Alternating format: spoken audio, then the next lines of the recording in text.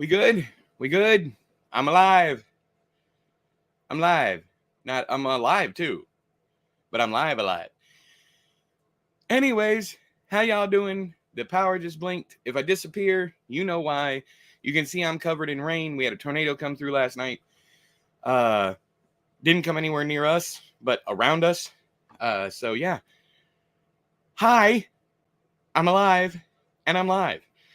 So today we are doing flash fiction, under 1,000 words. You can see me. You can see me now. But if I suddenly disappear, I will be back as soon as the as soon as I can.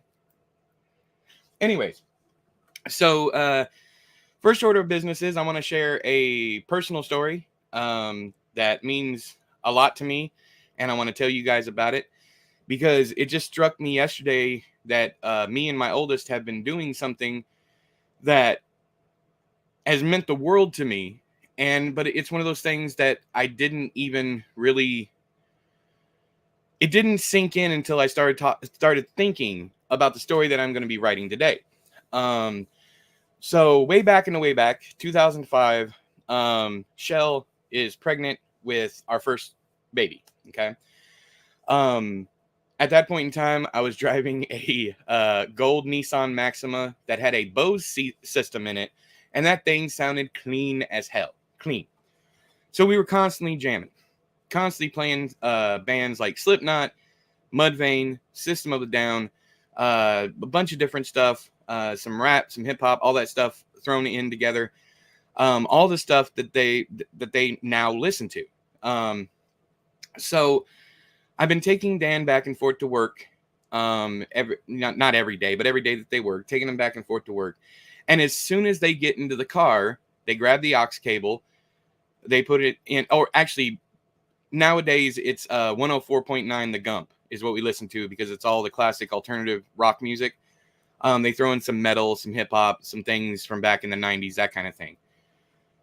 So what we've been doing is before it was the aux cable, and now it's 104.9, and it's a 25-minute drive from our place to where they work.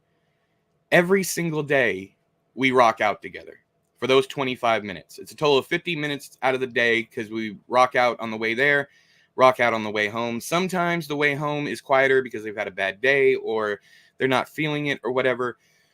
But still, I didn't realize how important and, I don't know, poignant is the right word, how much that touched me. Like how much that, I don't know, it just I love stories that go full circle. Stories that start in one place and end in the same place, but the people have changed. And it's kind of that circular narrative when I'm talking about this. We used to rock out. Me and Shell used to rock out to these songs, and that was a bonding experience. And in the womb, Dan would rock out too. The kicking, the moving around, wiggling around. And now I get to sit next to my 18-year-old child and rock out to the same music. And it hit me how important those times are. And it's not about conversations. It's not even bonding. It's just about sharing that experience together. And it made me emotional. So I wanted to share that, guys, that story with you guys. And I absolutely loved it. And now I need to talk about the story that I'm writing today, because if I just flash up what it's called, you're going to be like, wait a second, how does any of this make any sense? Why this story, this title is inspired by this, a beautiful story. The story's called The Fucking Game. And there's a quote from Harlan Ellison, not Edison, from his, sorry, let me go back so you guys can see it.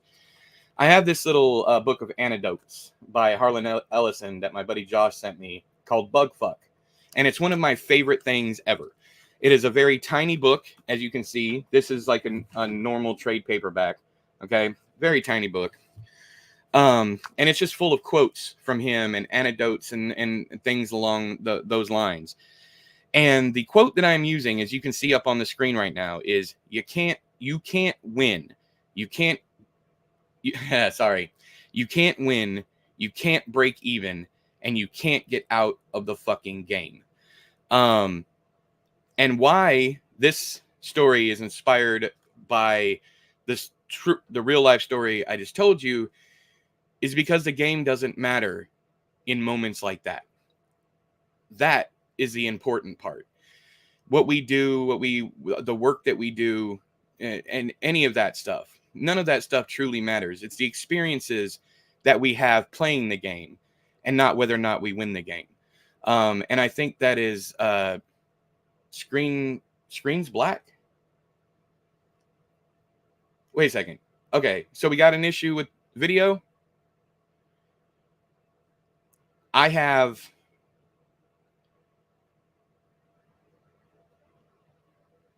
Oh yeah, we go to the movies whenever we can, but with them working, it's okay. No video is fine. For the quote, you talking about this? When you were showing the writing screen, so the video is black right now. Is that correct?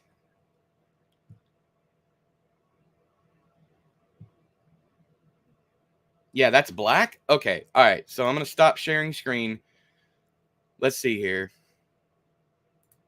Okay, present. Let's see if this fixes it. How about that? Is that good? We good?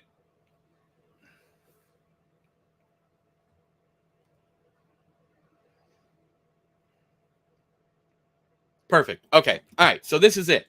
And as you can see, if there's a little bit more. It's of course Harlan Ellison, but originally paraphrased about life from The Wiz from an interview with Gary K. Wolfe, July 28, 1987. I was 7 years old.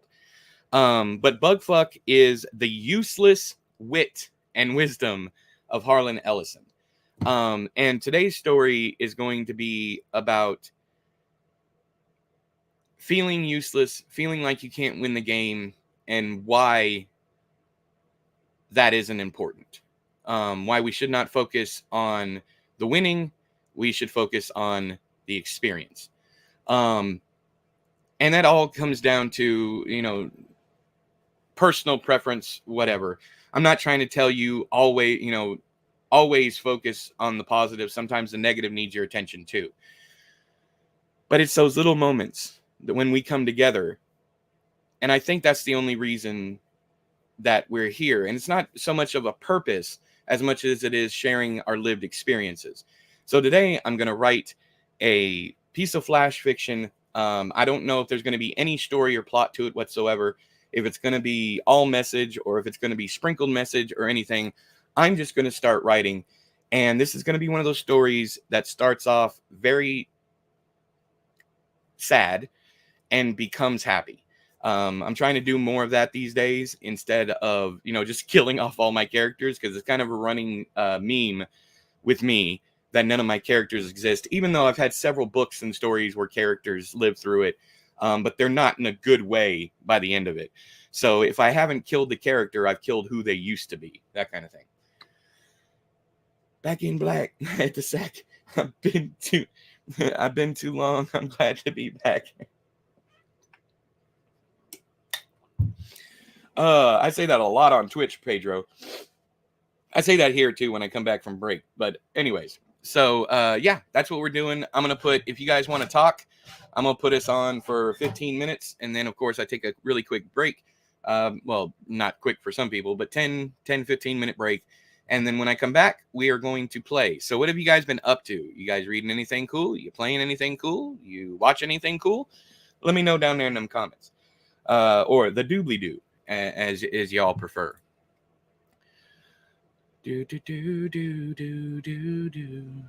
Also, I have not shown off my the newest addition to our family that just showed up. So I am going to show him off now, playing The Ascent. That was a pretty cool game. I played it on Game Pass back when I had it. So what I'm going to do is I'm going to share this screen over here.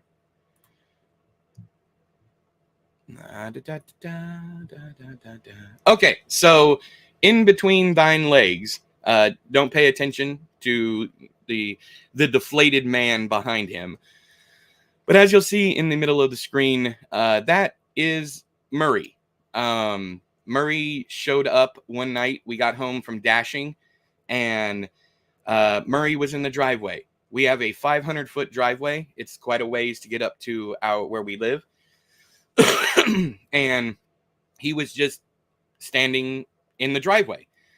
If you guys don't know, we lost our dog Ash a couple of months ago, and it's been really, really rough. So much so that most of us don't even want to look at the urn and everything, the paw print and whatnot that they did after they had to put him down. He had ITP, which is a blood disorder. He was literally just bleeding out inside. He also had an extreme allergy to fleas that we'd been fighting his entire life. So he passed away, and we discussed getting another dog, but Dan wasn't ready. I really wasn't ready either. Shell wasn't. I don't know that any of us were ready, but we show up, and every single one of our animals, except for Ash was given to us by my sister, from a litter of puppies her dog had. And every other one, Demon, Lesser Demon, Hobble, if you guys remember Hobble didn't last long. He had some kind of brain disorder that ended up killing him in the end.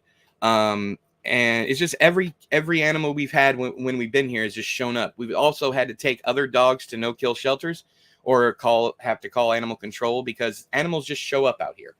So this little guy shows up. I get out of the car. I'm like, hey, who are you, kind of thing. And he's just barking and, very, very aggressive for how tiny he is. And I'm like, this ain't going to work. So Dan gets out of the car, gets down on his level, and manages to calm him down. And the same thing that happened with Demon. Lesser Demon, Holly is Demon. Oliver is Lesser Demon.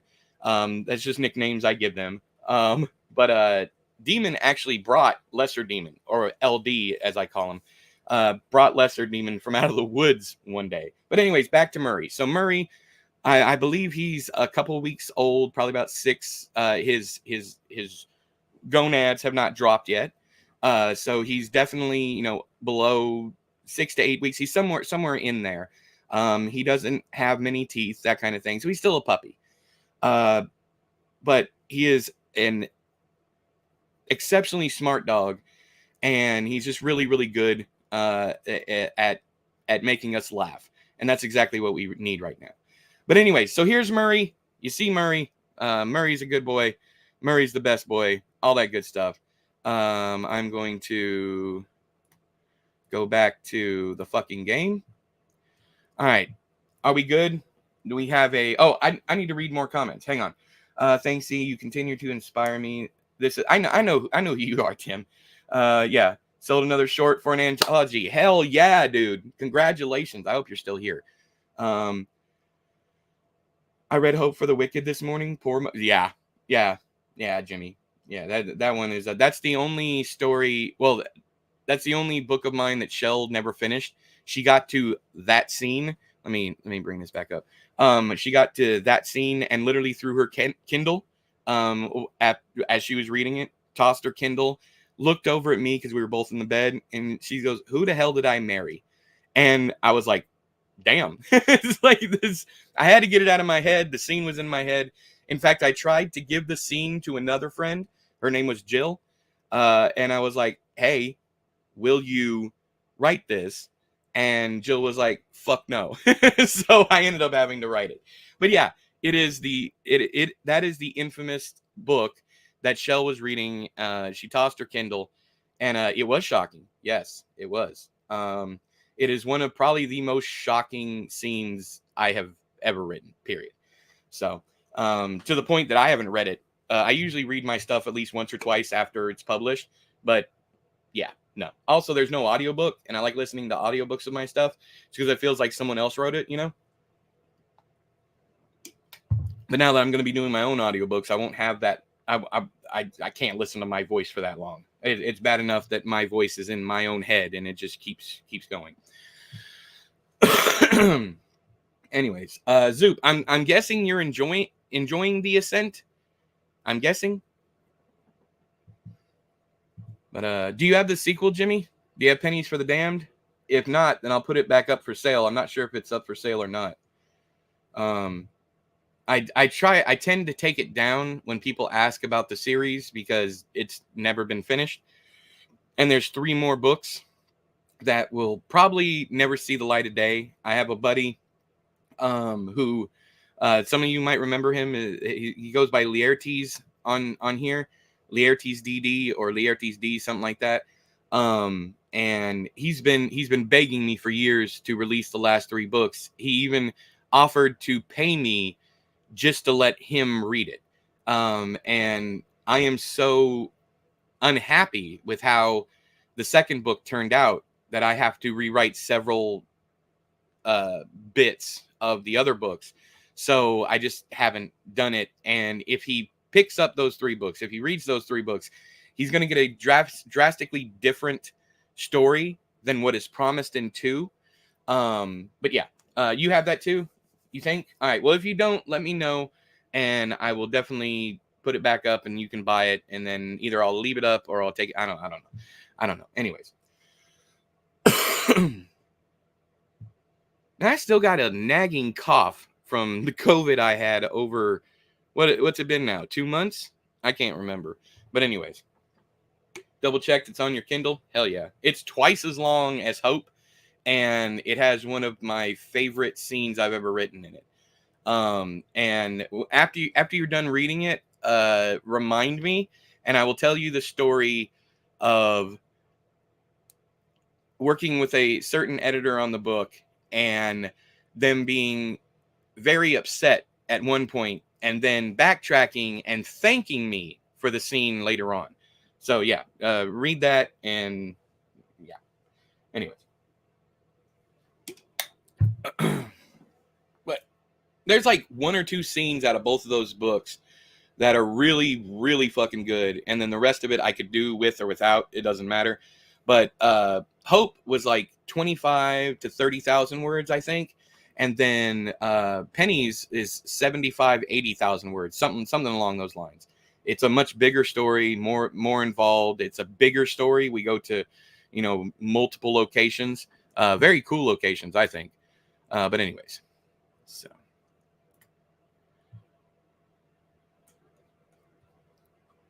All right.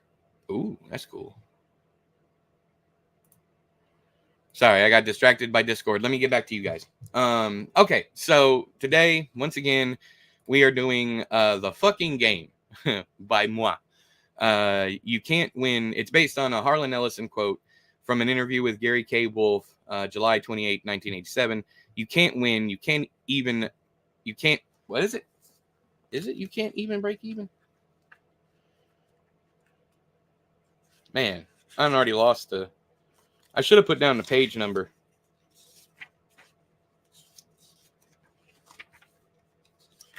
I don't want to misquote it, even though it does say it's paraphrased. Anyways, I'm gonna leave it. I think it's you can't break even. You can't win. You can't break even. I don't think Ellison would have done the repetition of even, but it's all paraphrased from an interview. So this is what we're doing today. You can't win. You can't break even, and you can't get out of the fucking game. Well, I am going to try to without being heavy-handed. I'm going to try, and that the point is not the game. That's the point of this, is that it's not. That's not the point. So that's what we're going to do when I get back from break. 4 minutes left. So if anybody has any questions or anything they want to say, now is the time, because once I get started, the story's got to be under 1,000 words. Let's talk about constraint for a minute. I was talking to Shell, my wife, last night about the how different short stories are from novels, how you can't really do deep dives into character.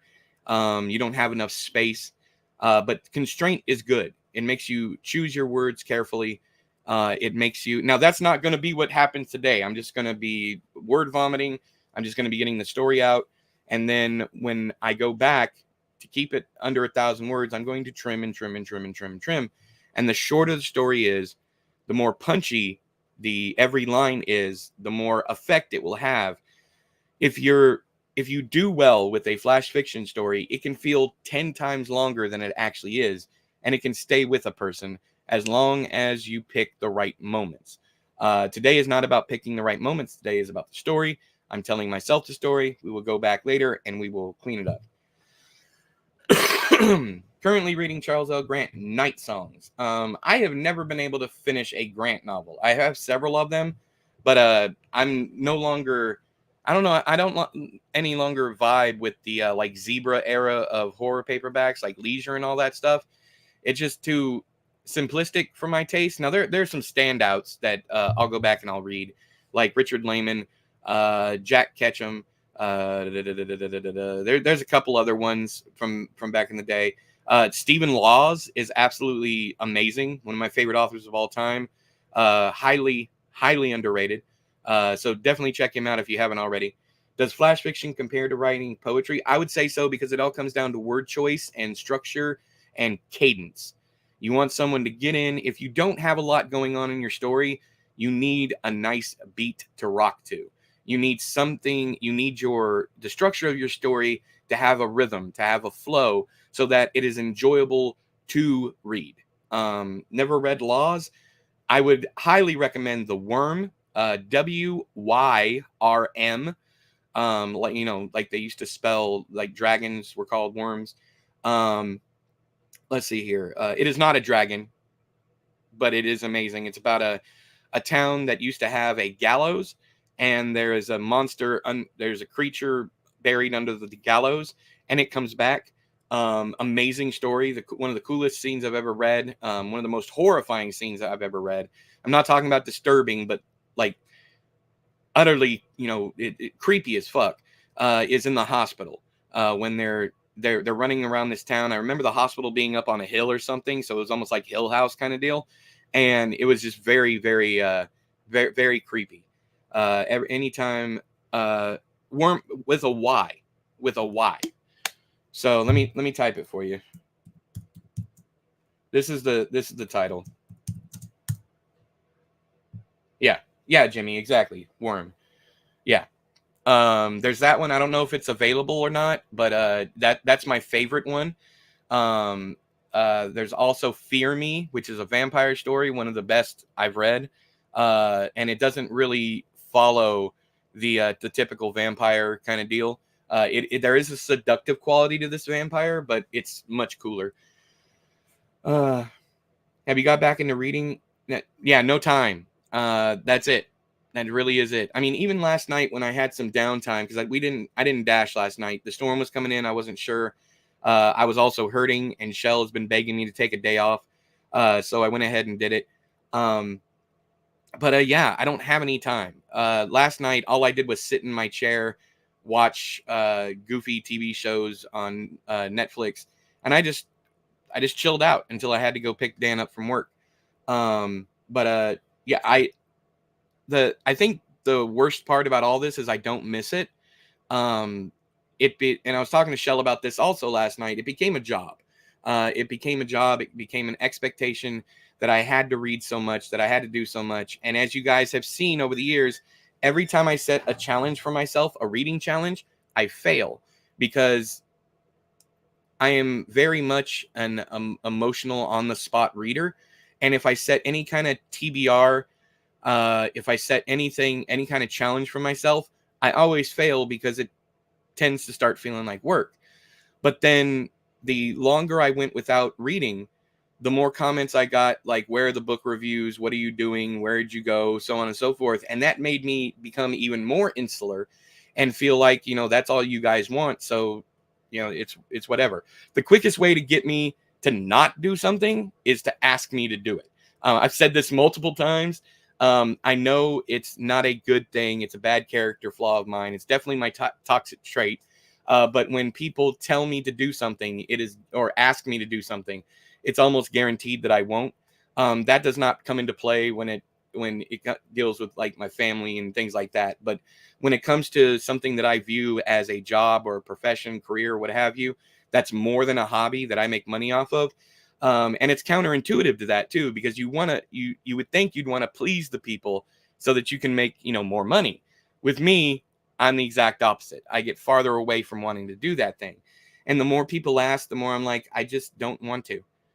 That's it. So yeah. Watching Goofy TV is winning the game. Yeah. I would agree with that. Me and Chris, my youngest, have been watching Wipeout together, and that's another thing, man. But I've talked about us watching Wipeout together. Um, it's one of those things that is not the game. That is the experience. The game is life, and everything between the point that you're born and the point that you die is the experience, and that's all that matters. But yeah, this story's gonna start out sad as fuck, and then it's gonna get better. Hopefully, as long as Lauren Brain doesn't take over, we're gonna get through this. We're gonna knock out this entire story today, from A to Z, straight line, boom, boom, boom, boom, boom. I'm going to try and be a little more selective with my words, because if not, this story is going to take me 30 minutes, and then it's all going to be done, and I'm going to have even more work to do because of the word vomit. But today is all about focus. Focusing on the story, focusing on the word, the verb, the words, the verbiage, the structure, the cadence. Need to keep on beat. Keep on beat. Give the reader something to dance to, and it doesn't matter what the lyrics are, they are still going to enjoy themselves. Yes, this works. It does. I point to certain books and go, okay, people should not enjoy this, but they do, because of the cadence, because of the rhythm, because of the beat. You give the reader something to dance to, and like, it's just remember that if you give the reader something to dance to, a good beat to dance to, the lyrics don't mean a thing. It's all about enjoying the moment, and that's what we're going to do today once I get back from break. So I'm going to go ahead and take my break now. Say bye-bye, face me.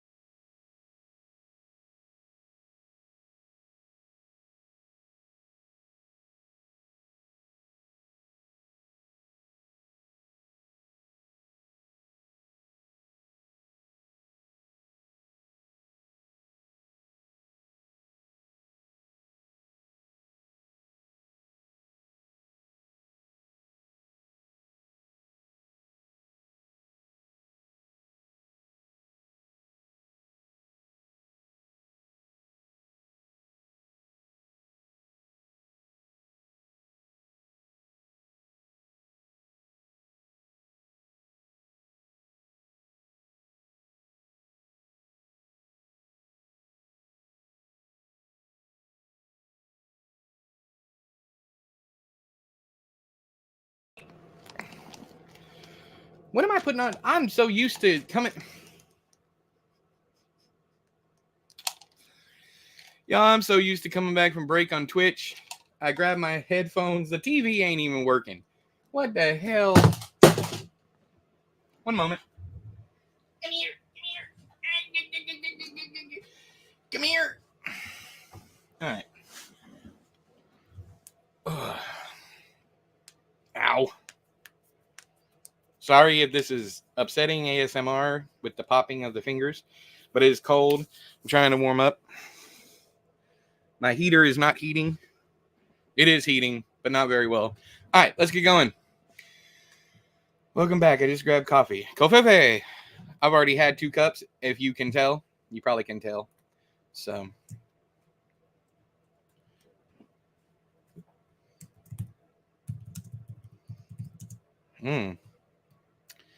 Why am I bold?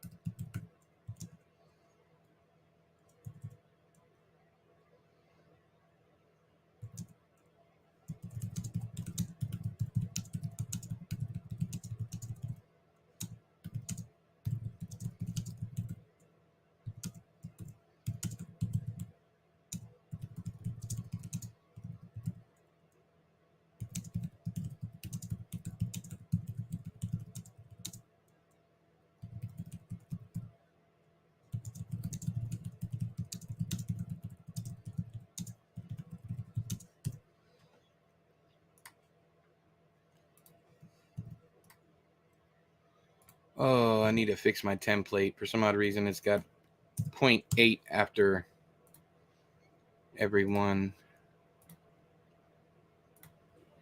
No, up here.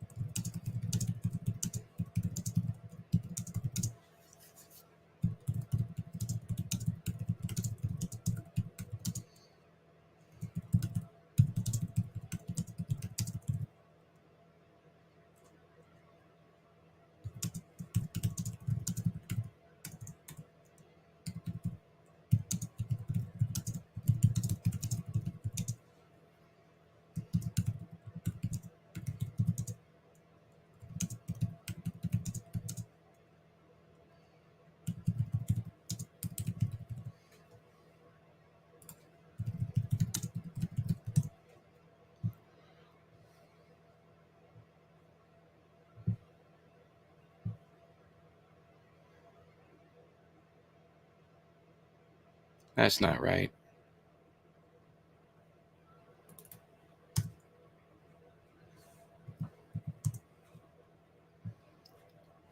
Okay. Yeah, Sallow's all right.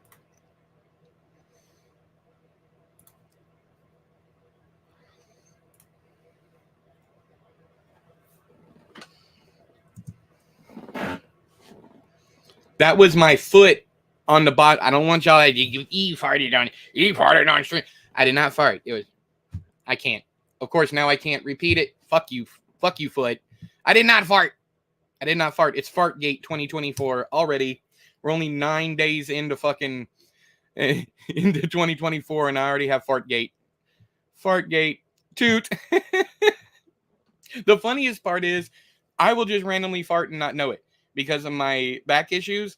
So it's quite possible, but that I promise was not it. Let's see here. It's not like you can smell it. First off, because I didn't poop, but it's not like you can smell it anyway. So go away. All right, back into the zone. We're back. Now I got to read what I wrote already, just so I can get back in the get back into the zone. I'm sniffing, trying to smell it. Just remember, whatever you smell, it's your upper lip.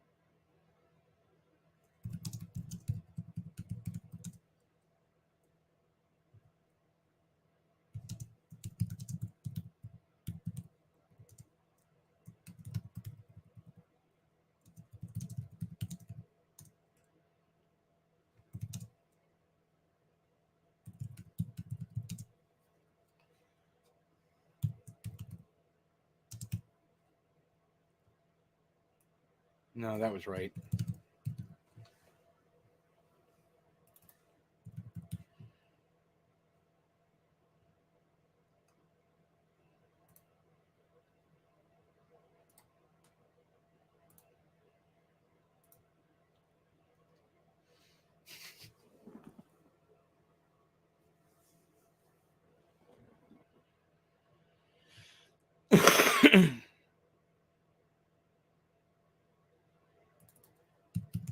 Ah, yeah, there it is. There it is. Not sallow, scorched.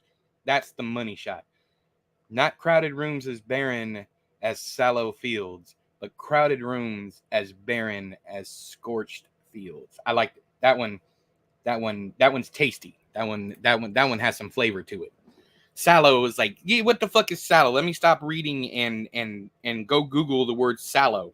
Doesn't that mean flesh? Doesn't that mean this, that, or the other? Doesn't that mean jaundice? so on and so forth. But scorched, punchy, punch it, punch it. We're already at 166 words. We're almost 20% done already. How about them apples? Of course, all this is counted, but that's like what is that? Like 20 words? No, that don't count. That don't count. But anyways, we're gonna continue on.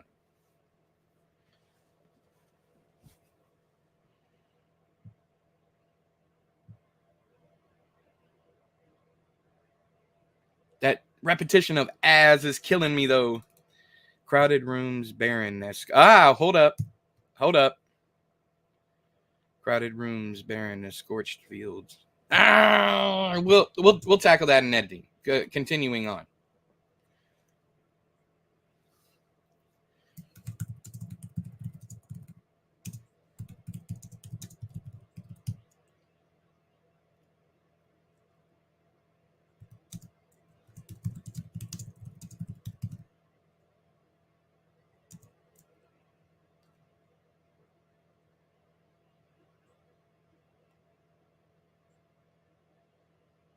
God damn, Jimmy with the fire. This you okay, I'm gonna be rude as hell. You absolute motherfucker.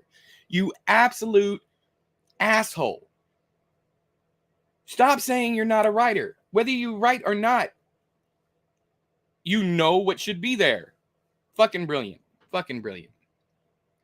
Fucking brilliant.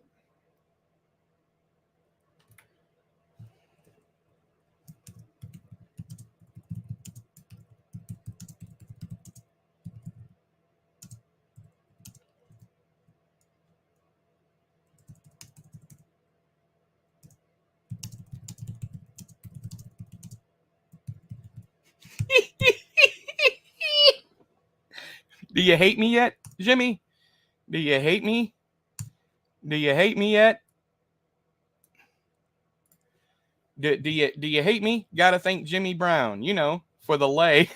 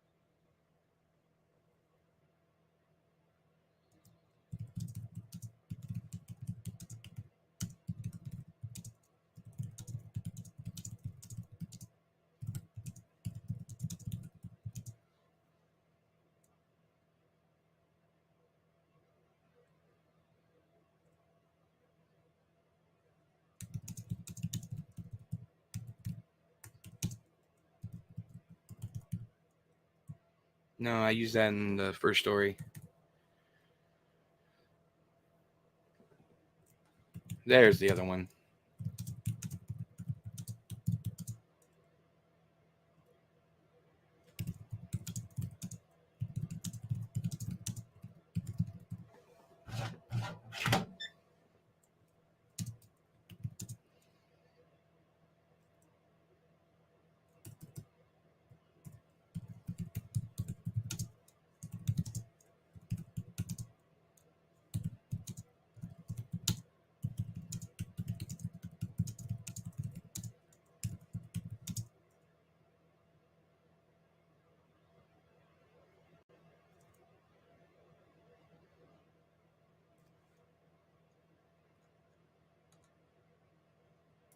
Why isn't my word count updating?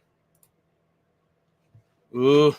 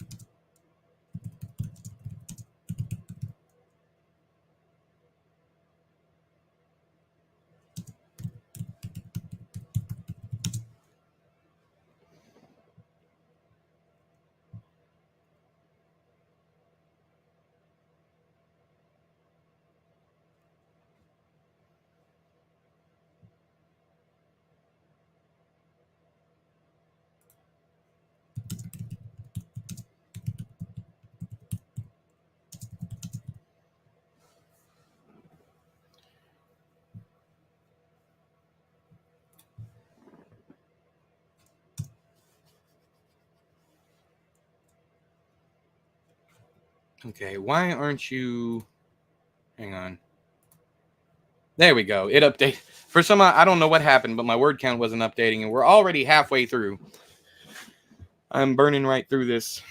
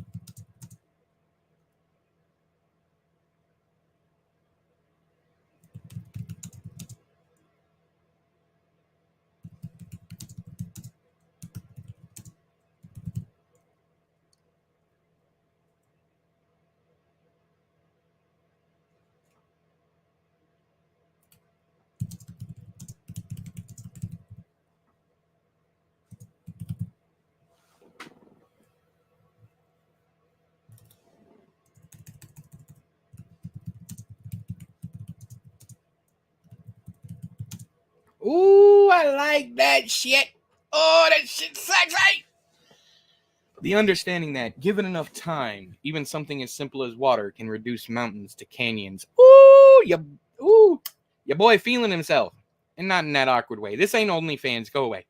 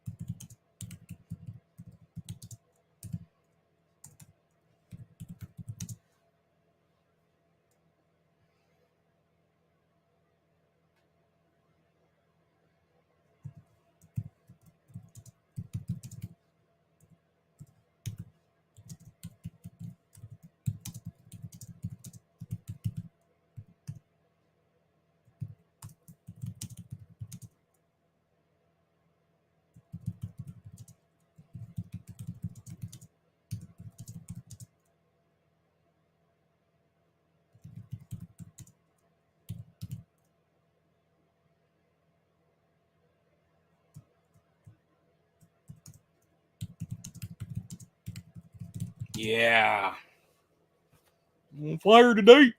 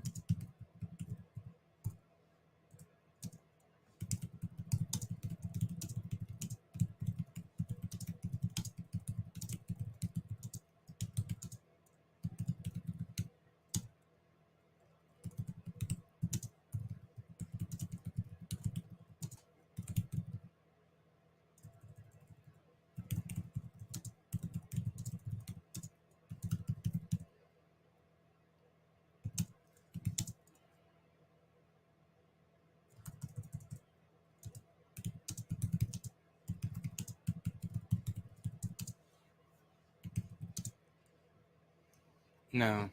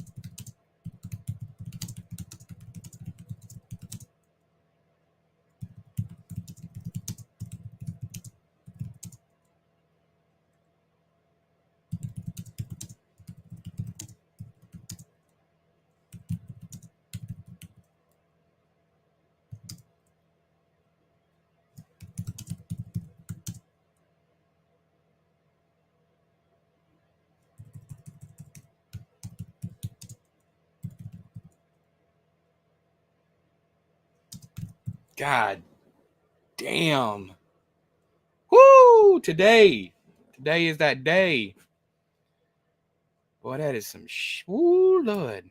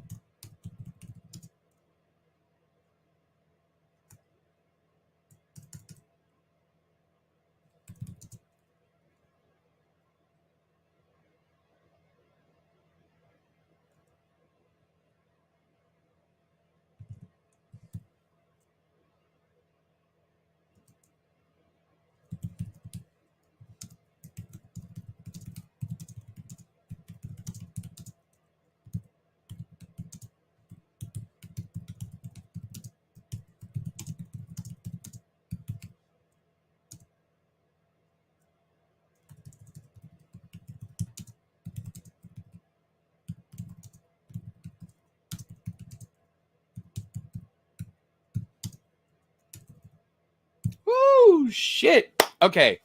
I'm done. We're at 1,021 words and a rush of emotion and all that shit. I'm going to go ahead and take my break, 10 to 15 minutes. And when I get back, I'm going to read this entire story. And then I'm going to post to Patreon. And then we can either chat or y'all can go on about your business and I can do the same. But anyways, first things first, remove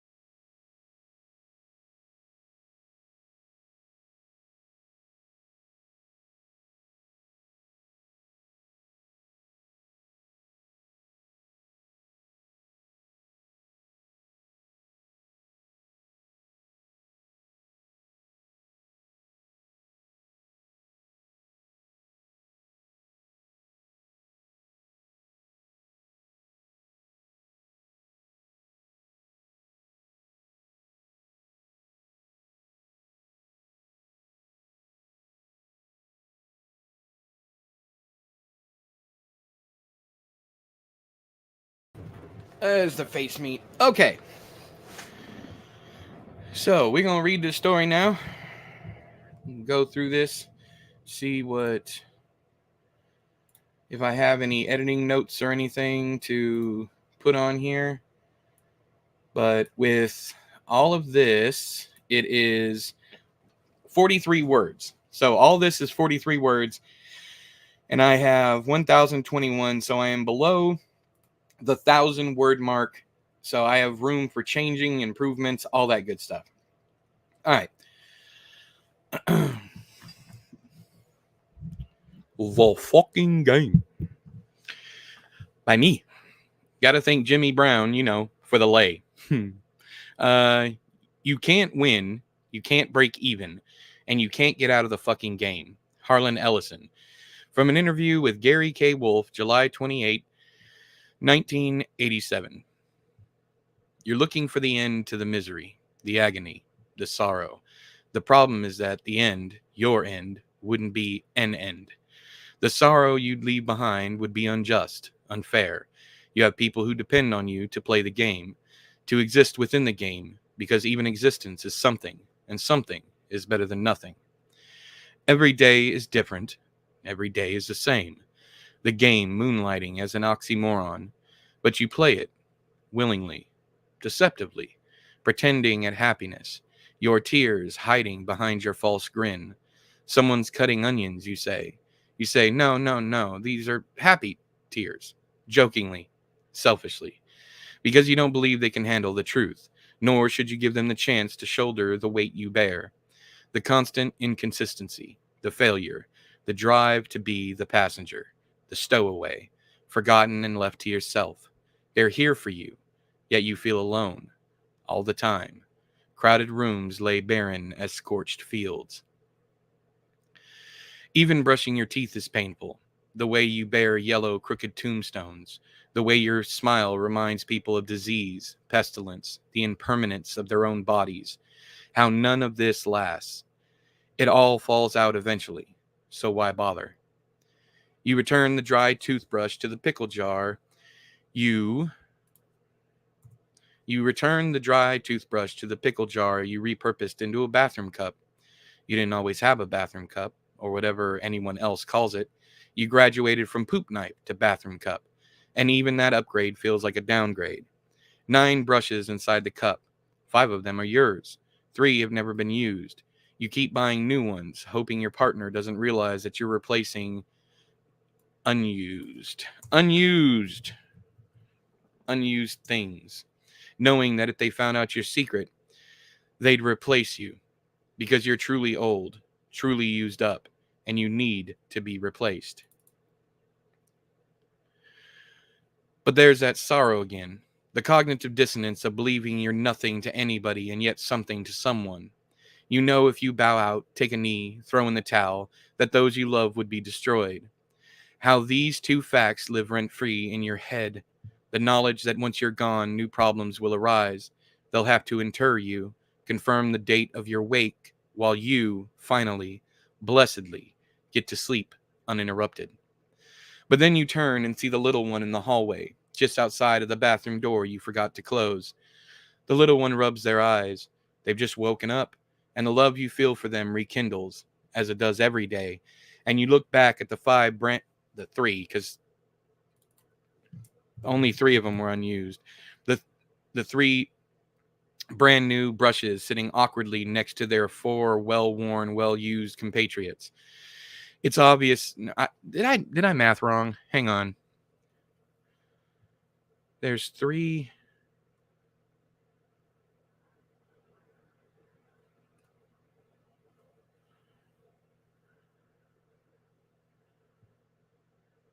Nine brushes.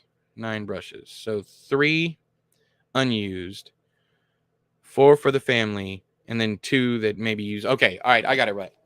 And you look back at the 3 brand new brushes sitting awkwardly next to their 4 well-worn, well-used compatriots. It's obvious now that you're not fooling anyone, that you're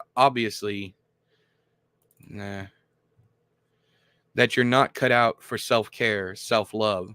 Just because you think they're blind doesn't mean they can't see. What doing, Daddy? Your heart can't stand it. You dip down, hands under arms, up, up, and away. Their giggle fills you with joy, purpose, reality. The hungry demon in your head silences, if only for this brief moment. You pour cereal, then milk, because good parents know that the opposite order of operations will not be welcomed with understanding. You've been eating the same eggs and toast for 4 years, but the kid gets a brand new flavor every week.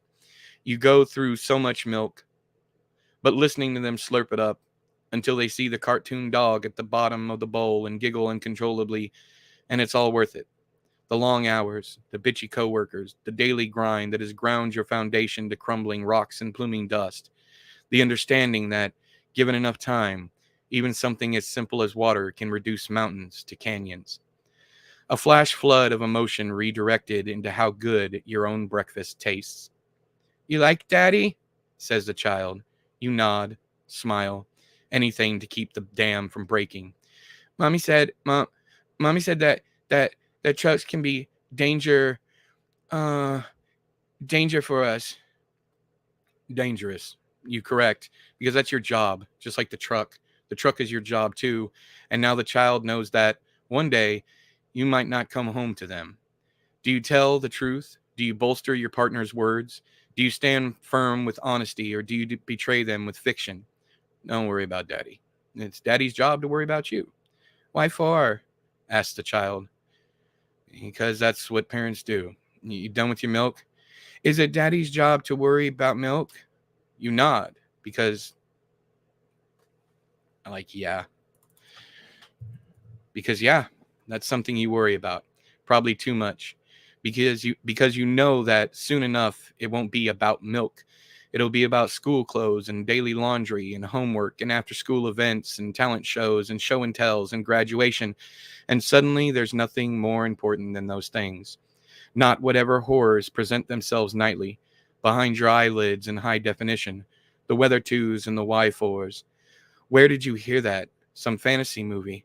You and your partner's first date, the hobbits and the elves, the wraiths and the unkillable dyslexia kicked my ass on that one.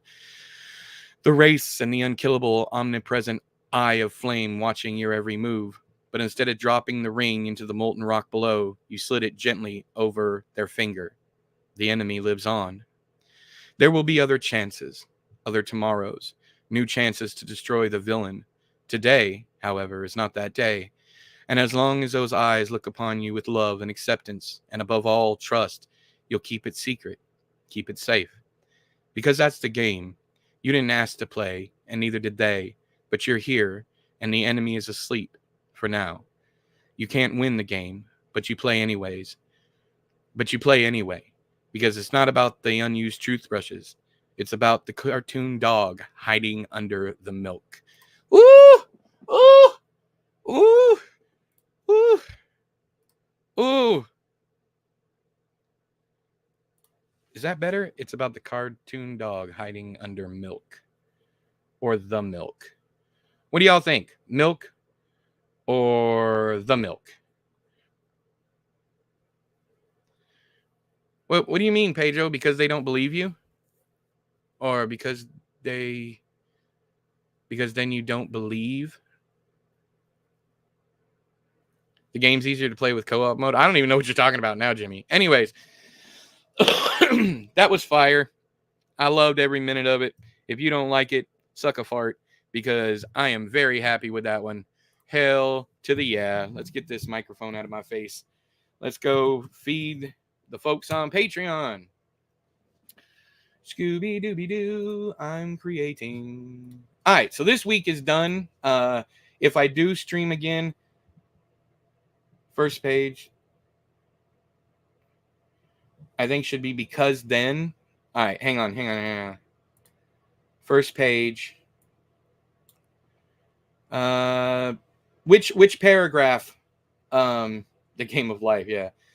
Pedro, tell me which one. So this one would be the first one. Or hang on, let me just. Oh, because okay, hang on. That just needs to go away because you don't believe they can handle the truth. See, even reading aloud, I edited it in my head. That's why you need to take a step back. Thank you for catching that, Pedro. Good job. You take a step back and you got to take off the author's blinders. There. Yeah. Got it. Okay. All right. Let's post this.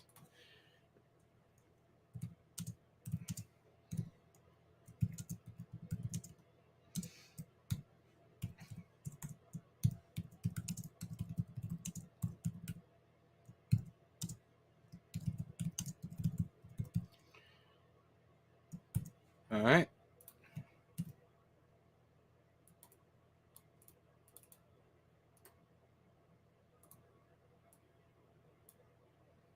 Bold.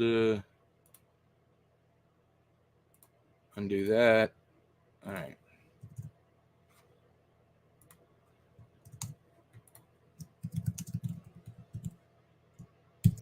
Okay.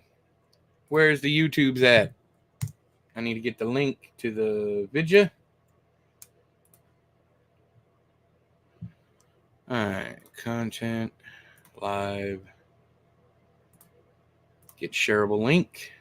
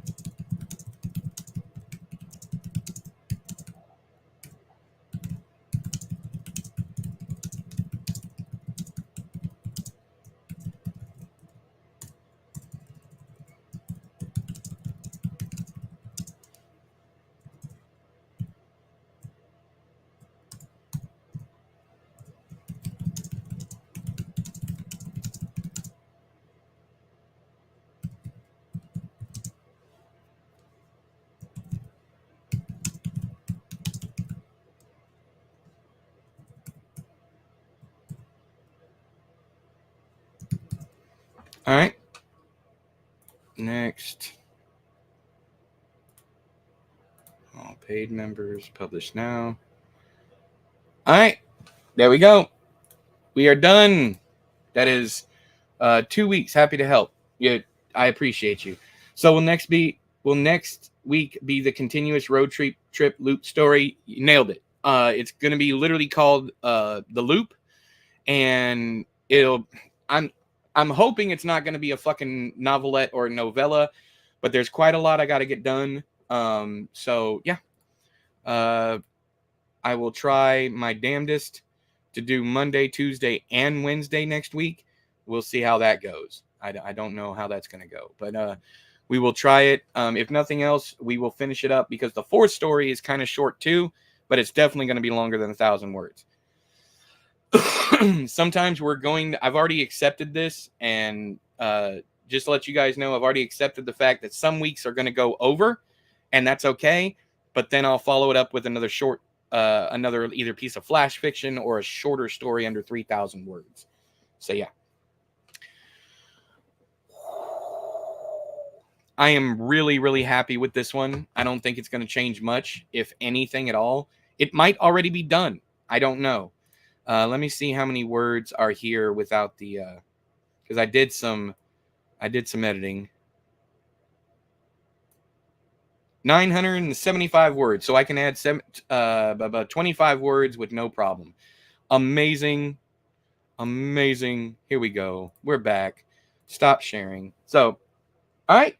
So we managed an entire story done with a very cool message in about an hour. Less than an hour, but about an hour, roughly. Because it only took me about, I don't know, probably about 40 minutes to write that story. All in all. But yeah, you guys have any questions or anything before I go ahead and go? I am taking the rest of the day off. And then tomorrow I'm taking all day off, so don't expect me here. I will see you guys next Monday. So if there's anything you want to say it now or forever hold your peace. Or hold your peace until Monday, so on and so forth. But it'll be interesting to see how today's story ties into the broader story. But I already know how it's going to work, but I want to see your guys' reaction to that. It's going to be fun to see, who this character is, what this character means to the story. If we see this character again, if you're able to find this character again in the narrative, with the other, yeah. I was expecting a plot twist for it to be that Doug who wrote it. We're gonna get it. Yeah, we're gonna get there. Don't worry about it. Spoiler alert. If you don't want any spoilers, I suggest you click away now.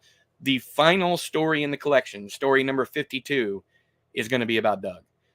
So all that will come around, and you'll see how Doug has affected all these different people's lives. Some will be supernatural, some won't be supernatural, some will be in the future, some will be in the past, some will be in the present, all that stuff. So I'm curious, how do you know if the story is going to be long or not? Just by experience? That's exactly it. You hit the nail right on the head. I know how long it's going to take to convey a certain message.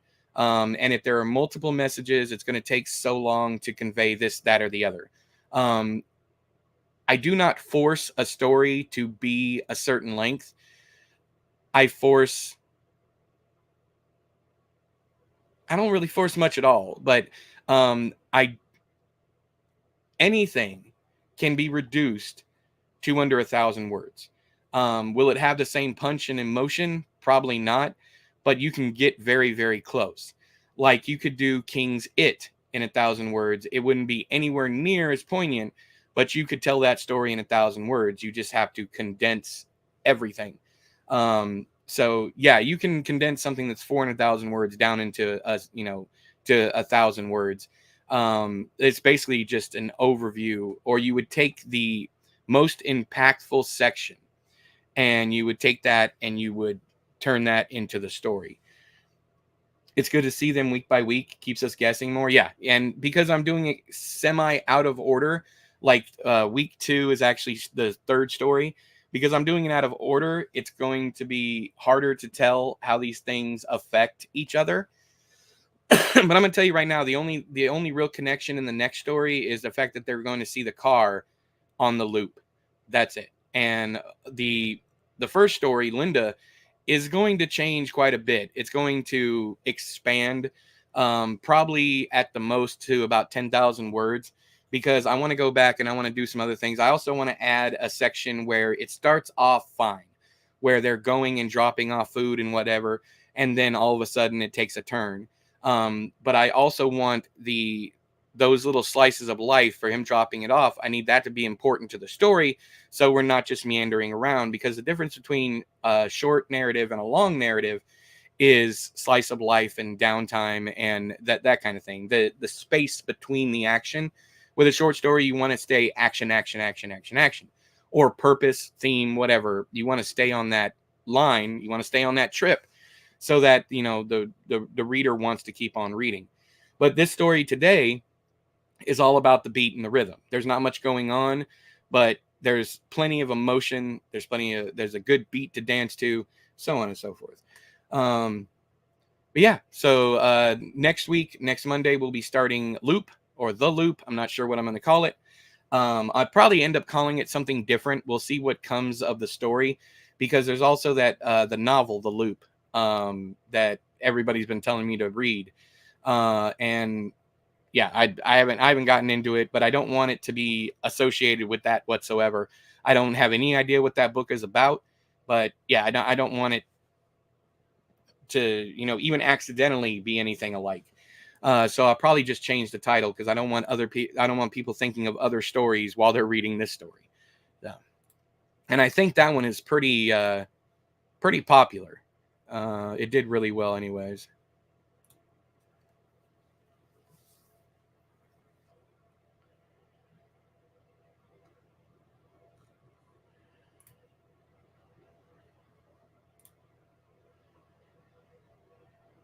Hang on, I'm looking at Patreon real quick.